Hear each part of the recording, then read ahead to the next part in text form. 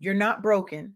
You're just still breathing. I want to tell you about someone who changed my understanding of what it means to survive. Her name is Marchelle Robinson, and she is not a celebrity. She is not a motivational speaker with a polished TED stage resume. She is a Black woman who grew up in chaos, raised by a parent drowning in addiction, waking up some mornings to men she didn't know standing over her bed. She was violated by family members who were supposed to protect her. She was bullied in a predominantly white town for her skin, her hair, her very existence. She became a mother young to a partner who wasn't ready and found herself raising children mostly alone. And somewhere in the middle of all that pain, she turned to alcohol, the same substance that had already stolen her father and her sister. But here's the thing about Marshall. In her 40s, after burying the people she loved to addiction and cancer, she looked at her children and grandchildren and made a choice. She decided she wanted to live, not just survive, live. And that decision, that quiet, unglamorous, deeply courageous decision, is changing generations. Marshall is not famous, but she is proof that healing is possible, that softness is not weakness, that you can be broken and breathing at the same time and still be worthy of a future that looks nothing like your past. And today I want to talk about what she taught me, because I think there are people in this room right now, people listening to this, who need to hear it. There are people walking around right now who look like they have it all together. They're showing up to meetings, leading teams, running businesses, smiling in family photos, posting inspirational quotes on social media, and inside they're breaking. They're carrying wounds from childhood that nobody talks about, abuse that was never their fault, racism that carved itself into their self worth before they even knew what self worth was, addiction that became the only way to numb the pain, grief that sits heavy in their chest every single morning. And somewhere along the way, they started believing a lie, that what happened to them was their fault, that they're broken beyond repair. That healing is for other people, not of them.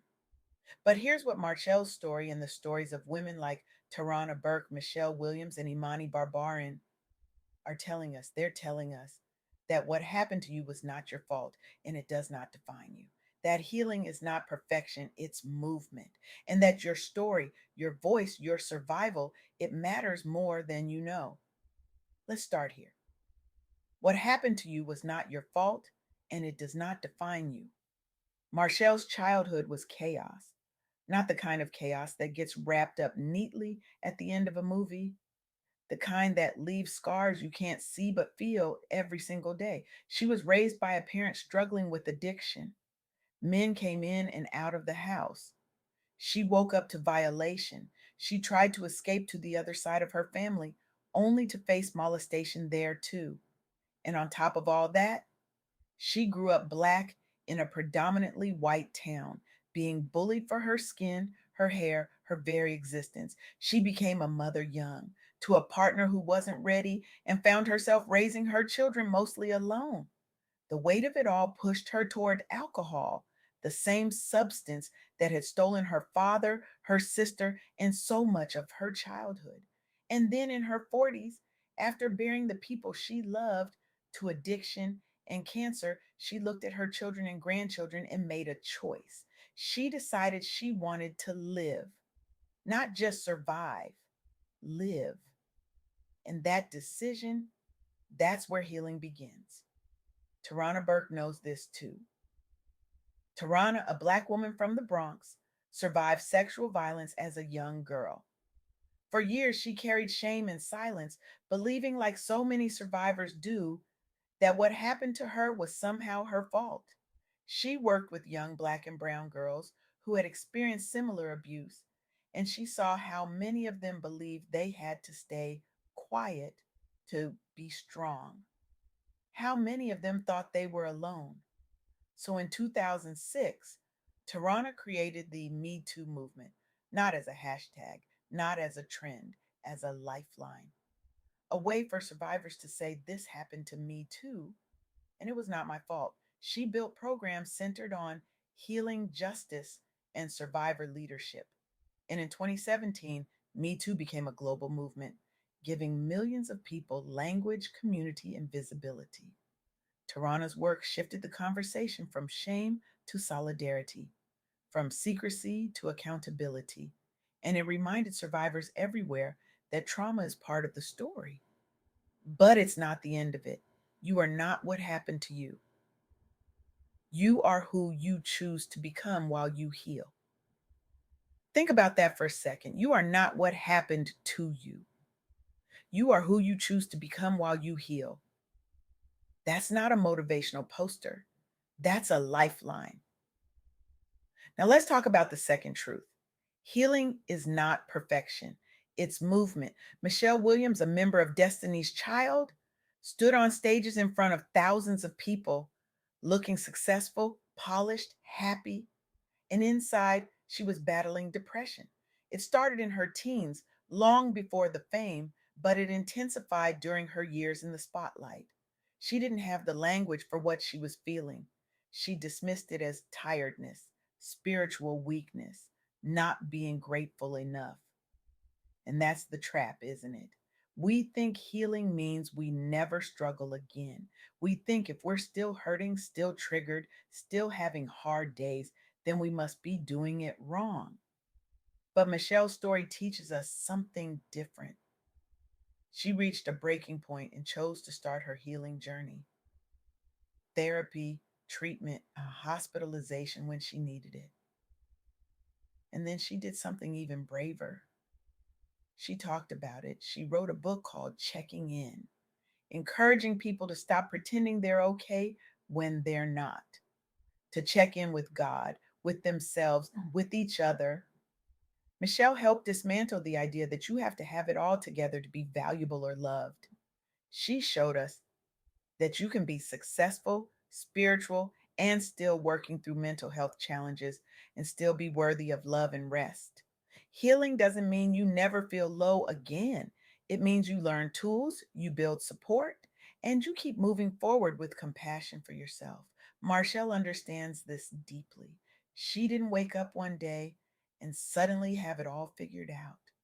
She's still healing, still learning, still choosing herself one day at a time. And that's what makes her story so powerful because healing is not a destination, it's a practice. It's choosing life, choosing hope, choosing peace, even on the days when it still hurts. And here's the third truth, the one that might be the most important: your story matters and your voice is needed. Imani Barbarin is a Black disabled woman who grew up navigating racism and ableism. Born with cerebral palsy, she faced discrimination in schools, public spaces, everywhere. As a Black disabled woman, she experienced intersecting marginalization, often being underestimated, overlooked, silenced. She dealt with internalized shame, the feeling that her body and her existence were either too much or not enough. But Amani didn't let that be the end of her story. She created a platform called Crutches and Spice, where she talks candidly about disability, race, and identity. She uses social media to invite other disabled people, especially Black and Brown folks, to share their stories and challenge stereotypes. She centers joy, humor, and honesty in her content, refusing to let her diagnosis or others' prejudices define her worth or limit her voice. Imani built a community where disabled Black people feel seen and validated. She became a recognized advocate whose commentary is featured in mainstream outlets and public conversations about inclusion and justice. Time magazine recognized her for her influential disability advocacy, and her work demonstrates something crucial. You can carry scars from racism, ableism, exclusion, and still reclaim your narrative and build a purposeful future. Amani embodies the truth that you are not the labels others put on you. You are worthy and powerful because you exist. And that's what Marchelle is doing too. By choosing to heal, by choosing to tell her story, by choosing to break the cycle for her children and grandchildren, she's giving other people permission to believe that they can heal too. She's showing them that their story is not over, that their voice can be a lifeline for someone else. Because here's what we forget: there are people out there right now sitting in silence, believing they're the only one, believing that what happened to them makes them unworthy, believing that healing is for people who didn't go through what they went through. And when you tell the truth about your journey, about childhood abuse, grief, addiction, single parenting, racism, all of it, you give them permission to exhale, to believe, to hope. Your story matters. Your voice is needed, not because you have to have it all figured out, but because you're still here, because you're still choosing, because you're still healing. So, what do we do with all of this? How do we take these truths and actually live them? Here's what I want you to do: pause right now, wherever you are, and tell yourself the truth. What happened to me was real, it hurt, and it was not my fault. Let that be your starting point, not something you rush past, not something you minimize. Let it be real. Then choose one small healing action this week, just one. Schedule a therapy consultation. Set one boundary with someone who drains you. Put the bottle down for one night and sit with your feelings instead of numbing them. Journal for 10 minutes about what you needed as a child that you didn't get. It doesn't have to be dramatic, it just has to be intentional. And if you're ready, share your story safely.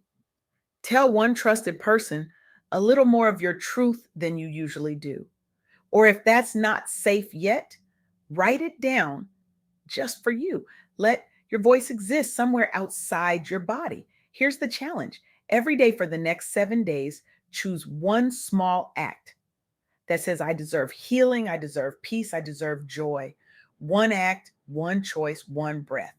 Because healing is not perfection, it's movement, it's choosing yourself, choosing life, choosing hope, even on the days when it still hurts, even when triggers show up, even when you don't feel strong. You can be healing and hurting at the same time and still be worthy. Marchelle Robinson is proof of that. Tarana Burke is proof of that. Michelle Williams is proof of that. Imani Barbarian is proof of that. And you're proof of that too. What happened to you was not your fault. It does not define you. You are not what happened to you. You are who you choose to become while you heal. And your story, your voice, your survival, it's a lifeline for someone else. So take a breath, choose softness, choose healing, choose yourself, not because the pain is gone, but because you're still here. And that in itself is a revolution. Now go and live like you believe it. Go and heal like your life depends on it, because it does. And so does someone else's.